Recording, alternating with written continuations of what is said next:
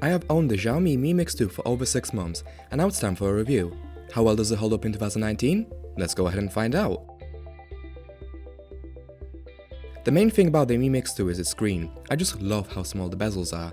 The screen doesn't quite go to the edge, but it gets very close.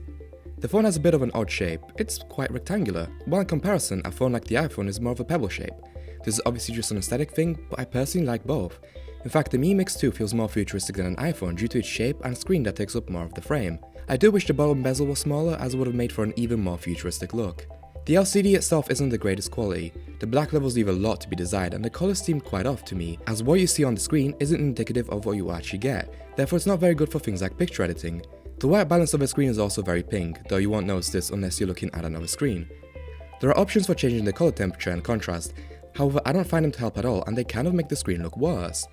Also, the screen up close has what I would describe as a screen door effect. You can see this weird texture on the screen. This isn't something that is super noticeable, but it is there. The rear of the phone is made out of ceramic, and it feels great in the hand as it has a very solid feel. My unit is black, and the rear is very reflective, which allows you to use the back of the phone as a mirror. Yes, I have used it as a mirror. Multiple times in fact. The rear is very easy to smudge though. The camera ring is coated in 24 karat gold. This means nothing really, but I've used this as a bragging right when I first got the phone.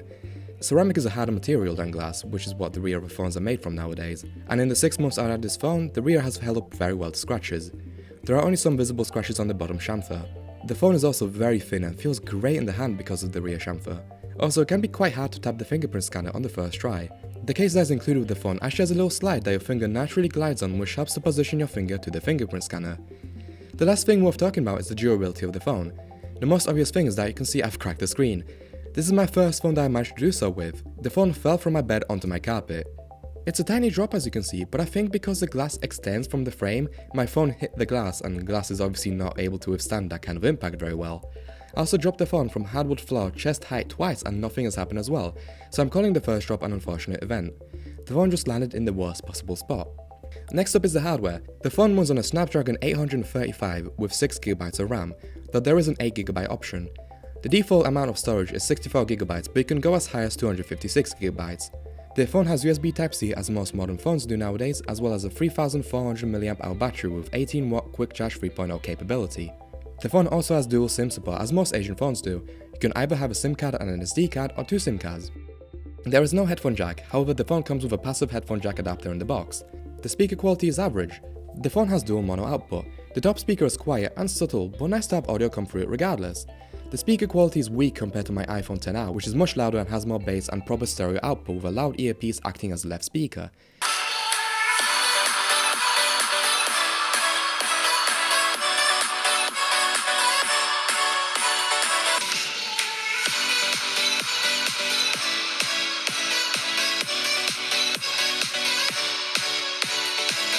For phone calls, the earpiece sounds good enough. However, you do have to line up your ear perfectly with the speaker grill or else you won't hear much. The headphone jack is passive as previously mentioned. With a passive dongle, it means that the DAC is built into the phone. This massively reduces the cost of the headphone jack dongle if you were to lose it. You still have the option of using an active adapter if you want to change the sound quality, and that is something I recommend doing if you use wired headphones, as the audio that comes through this phone is just dreadful. I find the audio to be quiet, muffled and lifeless. It takes the enjoyment out of your music. It sounds incredibly disappointing. The microphone on this phone is absolutely garbage. It's fine for phone calls, I've not had anyone complain about it, even while on speaker, but for recording voice memos and videos, audio is pretty much unusable. Basically, it sounds like the microphones pick up a lot of white noise and then the phone takes some very aggressive noise reduction. Like, very aggressive. Anything that isn't loud either gets muffled by the noise reduction or keeps getting cut off. Have a listen.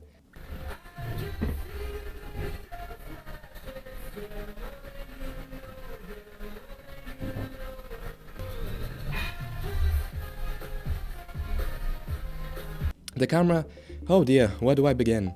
The camera is okay at best. In good lighting conditions, it's adequate. Not good, just adequate. There's even a HDR mode to get better dynamic range and decrease shadows, though the HDR mode has to be turned on manually every time you close down the camera app and the phone takes a beat for the image to process with HDR. The Mi Mix 2 just looks so washed out and bland. The colors aren't very accurate and I feel like the images are just a bit too bright and need more contrast. In dark lighting conditions, this phone makes me want to scream out of pure anger. When there is a lot of light, like from lampposts for example, the picture quality is once again okay at best. The phone does have a special night mode that initializes, and it makes the photos look much brighter, but the photos are still hardly usable. You're not going to see this picture and think it's worthy of an award. And you might think, but it's a phone camera. Well, look at photos taken from a pixel. Photos from a pixel could actually win awards. And you've got the whole Show of iPhone campaign as well, although the iPhones usually have additional gear attached to it. No additional camera gear will fix this camera though. Even Google Camera makes a marginal improvement at daytime and can actually take worse photos at night, introducing more noise and struggling to keep app stability. The phone struggles the most when there just isn't a lot of light, specifically nightclubs. And every time I go out, I have these awful blurry mess of pictures in my gallery. It's infuriating how bad this phone is in low light environments. I've never had this problem with my Galaxy S7. Even when the shutter would drop down to something like 1/13 of a second, the pictures would still be usable, I kid you not, but I just cannot say the same about this phone. And if you want to use flash, straight up don't bother. This phone does an awful job at white balancing when using the flash. It makes the faces have unnatural colors, it doesn't look nice at all, and you have to spend ages editing the photos yourself to fix it. I used to laugh at people with iPhones taking photos with flash at clubs, but I understand why we do it now. With an iPhone, the photos actually look really good with the flash. Not the case here at all though. This phone doesn't let you take photos in RAW at all without routing as well. The selfie camera is mounted at the bottom right of the phone, seeing as they couldn't put it at the top obviously, and this was before the days of pop-up cameras. The picture quality is hot garbage. To get the best results in terms of composition, you have to rotate the phone to take the picture, which only the Xiaomi Mi camera app understands. You cannot do the same in Snapchat or Instagram. This means when you take pictures, you have to do it from this awkward angle. The picture quality itself is not high resolution at all, it definitely lacks detail. The front-facing camera is also prone to excessive blurring at any but the greatest of lighting conditions. The video quality is quite decent as this phone shoots 4K. No 60fps however in any resolution, even though the hardware is perfectly capable of doing so. This is purely a limitation that Xiaomi puts into their cheaper phones. As previously mentioned, the microphone audio is bad and it ruins the videos, so there is that to consider. Lastly, this isn't a Mi Mix 2 specific flaw really, but Instagram and Snapchat have a bad frame rate when recording video as well. This is especially bad when recording at night. Yeah, this phone is definitely not made for a teenager. Last little things about the hardware. The vibration motor is powerful but crappy feeling and sounding. It's quite buzzy and hollow. It's about on par with almost every other Android phone, however it's miles behind Apple's haptic feedback. The auto brightness is insanely infuriating, probably due to being located at the bottom. It's so all over the place I have to instantly disable it. The notification light is at the bottom and it's only a single color with a constant breathing pattern, which I think is fantastic. I love how I can pull out my phone a little bit out of my pocket to see if I have a message or not, and because of the breathing pattern I'm not stood there waiting for the light to come on.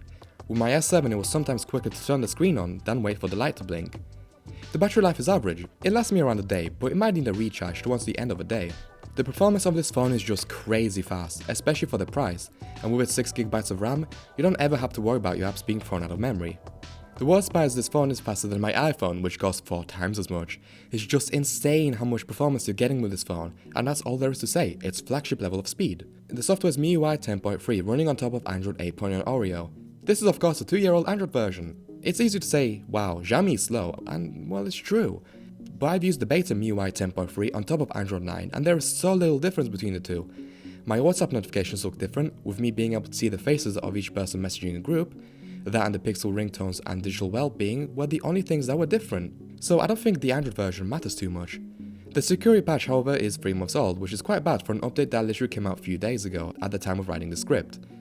Anyway, I like MIUI, it's a totally subjective thing, but so is this review. But so is any review, but I digress. MIUI has a lot of nice features that are missing on stock Android. Screen recorder with internal audio, scrolling screenshots, though they are very broken. A calculator with every converter under the sun. A clock app that doesn't turn your display off when using a timer, etc. But for every good feature MIUI has, there are also some bad ones. There's quite a lot of bloat. The security app with its pointer security scanner built in, and all the advertisements if you're from India. Does the calculator app really need a privacy policy, which opens itself in the Mi browser, which also has a privacy policy of its own? For security orientated folks, this phone isn't for them at all. MIUI as a skin I don't find very intrusive, and it's one of the skins I actually like using. It's feature packed and very good looking. My favourite features are the full screen, gestures and screen wake up. The former I like because it's so smooth and intuitive. Swipe right to go back a screen, swipe up to go to the home screen, do a long swipe up to go to the app squisher. It's such a good way of navigating the phone. It's better than what I've seen on most Android skins, even stock Android. I like the screen waking up when you get a notification because it's a good alternative for always on display, which this phone cannot have because it's an LCD panel. It might be better than always on display, in fact. I like being able to get a notification and see what it is immediately, instead of only knowing what app it's from. A new addition to the software is Face ID, which also only works if your region is outside the EU, just like the Themes app. The Face ID is very cool and works similarly to the iPhones. It doesn't get fooled easily by photographs either, however do keep in mind that this uses a camera and not special sensors like an iPhone, therefore it's not as secure. It also can't tell if you're looking at the screen or not. It is blazing fast however, working nearly instantly. If you have your lock screen turned off, it unlocks the phone nearly as fast as a fingerprint scanner. It's insane stuff. The only major problem I have with MIUI are the notifications. I can't expand the notifications on the lock screen. Some notifications that should come up on the lock screen don't do so. Certain apps have the wrong battery saver settings, meaning that the app either never gives you the notification unless you go into it, or it's heavily delayed. I've learned to live with these things or to overcome them, however. It's just a downgrade compared to other skins on stock Android. The last thing is that this phone has an adaptive brightness control in software. The darker the content of your screen is, the darker the screen brightness goes. This is quite irritating in my opinion. Whether this was done to hide the bad black levels or to make the content more cinematic, I have no idea. Overall, with everything that I have said, keep in mind that this phone only cost me £200 brand new. This phone is more of a Poco phone than a Pixel 3a. What I mean is with a budget phone, you can either pick fast speed or a great camera. With this phone, you get the fast speed. If that's what matters to you, go ahead and pick this phone up. It's still worth it to this day. 2 years after its release, it's still one of the fastest phones I've held in my hands. And again, it's faster than a brand new iPhone. If camera quality is important to you and you're on a budget, go for the Pixel 3a. You won't be disappointed. But that's it. Thanks for watching this video, and I hope you stick around for another one.